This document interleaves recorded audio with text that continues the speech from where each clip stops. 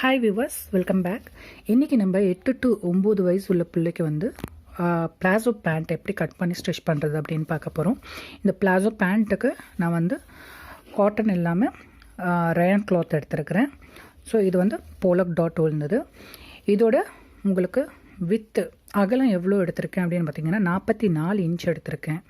இது என்ன மெஷர்மெண்ட் அப்படின்னு பார்த்தீங்கன்னாக்கா, உங்களோட குழந்தையோட இடுப்பு பகுதி எவ்வளோ இருக்கோ அந்த மெஷர்மெண்ட் எடுத்துக்கோங்க. அதோடு டிவைடட் பை 4 போட்டு ஒரு 1.5 இன்ச் வந்து ஜாஸ்தி சேர்த்துக்கோங்க. அதோட அந்த வரும் இல்லையா ஒரு ஆன்சர், அதாவது ஒரு எக்ஸாம்பிளுக்கு சொல்கிறேன். இந்த குழந்தையோட இடுப்பு பகுதி, அதாவது பெல்ட் போடுவோம் இல்லையா, இடுப்பு பகுதி பிளாசோ பேண்ட் நிற்கிற இடம் வந்து 30 இன்ச்சு டிவைடட் பை வந்து நான் வந்து 4ன்னு போட்டேன்னாக்கா எனக்கு வந்து 7.5 வருது. அதோட 1.5 சேர்த்தனாக்கா எனக்கு 9 வருது. 9லேருந்து நான் வந்து 2 இன்ச்சு, அது 1.5 இன்ச்சு இல்லைனா 2 இன்ச்சு நீங்கள் சேர்த்துக்கலாம். நான் 2 இன்ச்சு சேர்த்துக்கிட்டேனாக்கா மொத்தம் 11 இன்ச்சு வரும். 11 மல்டிப்ளை பை 4 வந்து 44 இன்ச் நமக்கு வரும். நமக்கு மொத்தம் டோட்டல் கிளாத்தோட வித்து வந்து 44 இன்ச் வேணும். ஹைட் வந்து உங்களுக்கு எவ்வளோ ஹைட் இருக்கிறாங்க குழந்தை, அந்த ஹைட் எடுத்துக்காங்க. என்னோடய ஹைட் வந்து 29 இருக்குது. ஸோ நான் எக்ஸ்ட்ரா வந்து மேலே மார்ஜினுக்காக பெல்ட் வைக்கணும் இல்லையா, ஸோ எலாஸ்டிக் வைக்கிறதுக்காக 2 இன்ச்சும் கீழே மடித்து தைக்கிறதுக்கு 2 இன்ச்சும் வச்சுருக்கேன். மொத்தம் 33 இன்ச்சுக்கு ஹைட்டு வந்து நான் எடுத்துருக்கிறேன். இப்போ இந்த கிளாத்து 2ஆக இருக்குது. நான் வந்து இதை வந்து 4ஆக மடிச்சுக்கிறேன். இப்போ ஃபோல்டு வந்து என் பக்கம் இருக்குது, ஓப்பன் வந்து ஆப்போசிட் சைடில் இருக்குது. நம்ம மார்ஜின் வந்து குறிச்சிக்கலாம். மார்ஜின் வந்து 2 இன்ச்சு மேலே இருந்து நம்ம 2 இன்ச்சுக்கு ஒரு லைன் போட்டுக்கலாம். இப்போ இங்கே கீழே இருந்து நமக்கு 29 இன்ச்சு வேணும். ஸோ 29 இன்ச்சுக்கு பிடிச்சிட்டு கீழே ஒரு 2 இன்ச்சு மார்ஜின் கீழே வந்து மடித்து தைக்கிறதுக்கு நம்ம வந்து ஒரு 2 இன்ச்சு விட்டுறலாம். 2 இன்ச் இல்லைனா வந்து மடித்து தைக்க உங்களுக்கு எவ்வளோ மொத்தத்துக்கு வேணுமோ, 1 இன்ச் வேணும்னா 1 இன்ச் விட்டுக்கலாம், 2 இன்ச் வேணால் 2 இன்ச் விட்டுக்கலாம். நீங்கள் எவ்வளோ ஹைட் எடுத்துருக்கீங்களோ அதுக்கு தகுந்த மாதிரி நீங்கள் வந்து உங்களுக்கு மார்ஜினை கீழேயும் மேலேயும் விட்டுக்கோங்க. ஆனால் மேலே வந்து எலாஸ்டிக் சேர்க்குறதுக்கு நீங்கள் வந்து 1 இன்ச்சு எலாஸ்டிக் சேர்க்குறீங்கனாக்கா 2 இன்ச்சு மார்ஜின் வச்சுக்கோங்க. இல்லை அதுக்கு தகுந்த மாதிரி நீங்கள் வந்து அட்ஜஸ்ட் பண்ணி மார்ஜினை மேலே வச்சுக்கோங்க. இப்போ இது ஒரு லைன் கிழிச்சிக்கலாம். இப்போ நான் இங்கே எலாஸ்டிக் வந்து 1.5 இன்ச் எலாஸ்டிக் வந்து நான் வந்து வைக்க போகிறேன். அதனால நான் 4 இன்ச்சுக்கு கேப் விட்டுருக்கேன். ஏன்னா எனக்கு எலாஸ்டிக் மடித்து தைக்கணுங்கிறதுக்காக நான் 4 இன்ச்சுக்கு இங்கே வந்து இடம் விட்டுருக்கேன். அதுக்கு தகுந்த மாதிரி தான் நான் இந்த கிளாத் எடுத்திருக்கேன். எனக்கு டோட்டல் ஹைட் வந்து 35 இருக்குது. ஓகேவா? இப்போ இதுக்கு நம்ம இடுப்போட மொத்தம் இடுப்பு வந்து 30யோட 30 டிவைடட் பை 4 அப்படின்னு போட்டோம்னாக்கா நமக்கு வந்து 7.5 வரும். அதுலேருந்து 1.5 சேர்த்தனாக்கா 9 இன்ச்சுக்கு நான் இங்கே வந்து ஒரு மார்க் பண்ணிக்கிறேன். இந்த 9 இன்ச் இங்கேருந்து 9 இன்ச்சுக்கு நான் ஒரு மார்க் பண்ணிக்கிறேன். இங்கே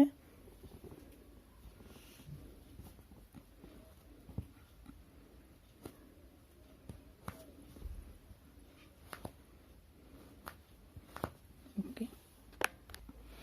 இப்போ இங்கே 9 இன்ச்சுக்கு மார்க் பண்ணியிருக்கேன். இப்போ இது வந்து கீழே உங்களுக்கு க்ராஸ் பாயிண்ட் அப்படிம்பாங்க இல்லையா, கீழே இறக்கத்துக்கு, இடுப்பு இறக்கத்துக்கு உங்களுக்கு வந்து அது வரத்துக்கு நான் வந்து 9 இன்ச்சு இங்கேயே மார்க் பண்ணிக்கிறேன்.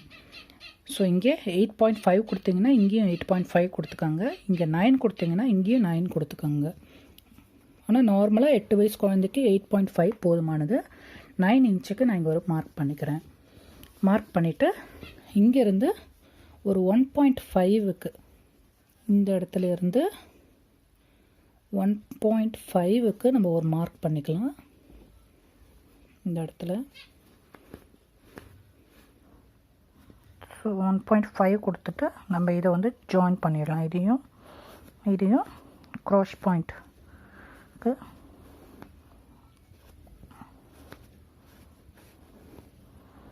இந்த மாதிரி நம்ம வந்து ஜாயின் பண்ணிக்கலாம். இது வந்து நமக்கு வந்து இங்கே இடுப்பு பகுதிக்கு போகிறத ஸ்காட்ச் பாயிண்ட் வந்து நமக்கு இங்கே வந்துடும். உங்களுக்கு கீழே இங்கே வந்து உங்களுக்கு காலுக்கு நீங்கள் எவ்வளோ வைக்கணுமோ அந்த அளவுக்கு நீங்கள் வந்து உங்களுக்கு கேப் வந்து நீங்கள் வந்து விட்டுக்கலாம். இப்போ இதுக்கு நான் வந்து 8 இன்ச்சு இல்லை 8.5 இன்ச் கூட நீங்கள் வந்து கொடுத்துக்கலாம். நான் 8 இன்ச்சுக்கு நான் வந்து மார்க் பண்ணிக்கிறேன். இல்லைனா நீங்கள் 9 கூட கொடுத்துக்கலாம். உங்களுக்கு எவ்வளோ வந்து கீழே லூஸ் வேணுமோ அது அளவுக்கு கொடுத்துக்கலாம். 8 to 9 வந்து நீங்கள் வந்து கொடுத்துக்கலாம். நான் 8.5க்கு கொடுத்துக்கிறேன். ஓகே,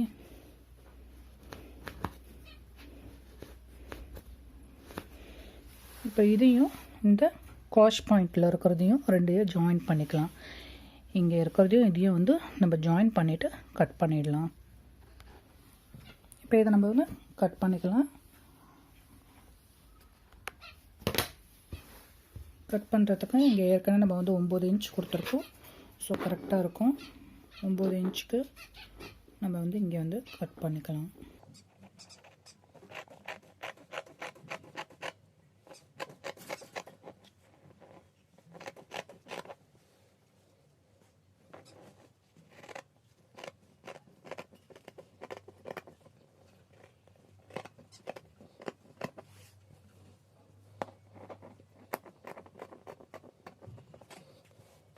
இங்கே 4 இன்ச்சுக்கு நம்ம வந்து ஒரு நாச் பண்ணிக்கலாம். ஸோ அதனால் நமக்கு எங்கே வந்து ஸ்டிச் வரணும் அது தெரிய வரும். இந்த மாதிரி நாச் பண்ணிக்கோங்க. இப்போ கீழே வரைக்கும் இப்போ பேண்ட் ஃபுல்லாகவே வந்து நம்ம வந்து கட் பண்ணியாச்சு. பாருங்கள், கீழே வரைக்கும் நான் வந்து கட் பண்ணிட்டேன். இப்போ இதை ஸ்டிச் பண்ணுறதுக்கு நமக்கு இந்த மாதிரி இருக்கும். ஓகே, காஷ் பாயிண்ட் இங்கேயும் இங்கேயும். இப்போ இங்கே மேலே இருந்து இங்கே ஸ்டிச் பண்ணிடலாம். அதே மாதிரி இங்கேயும் மேலே இருந்து இங்கே க்ராஷ் பாயிண்ட்டை ஸ்டிச் பண்ணிடலாம். ஸ்டிச் பண்ணிவிட்டு உங்களுக்கு காட்டுறேன். இப்போ இது 2 சைடும் ஸ்டிச் பண்ணிட்டேன். பாருங்கள், 2 டபுள் ஸ்டிச் போட்டிருக்கேன். அப்போ வந்து நல்லாவே வந்து ஸ்ட்ராங்காக இருக்கும். இப்போ இதை வந்து இந்த மாதிரி பிரிச்சுக்கலாம். நம்ம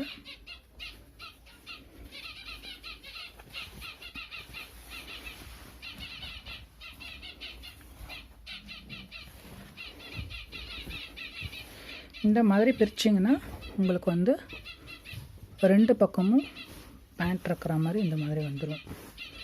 ஓகே,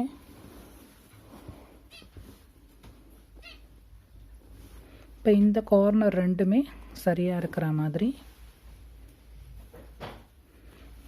அப்புறம் கீழே இதை வந்து நீங்கள் மடித்து தைச்சிட்டும் ஸ்டிச் பண்ணிக்கலாம். இல்லை ஸ்டிச் பண்ணிவிட்டு ரெண்டும் சரியாக இருக்கான்னு பார்த்தோம் நீங்கள் வந்து ஸ்டிச் பண்ணிக்கலாம்.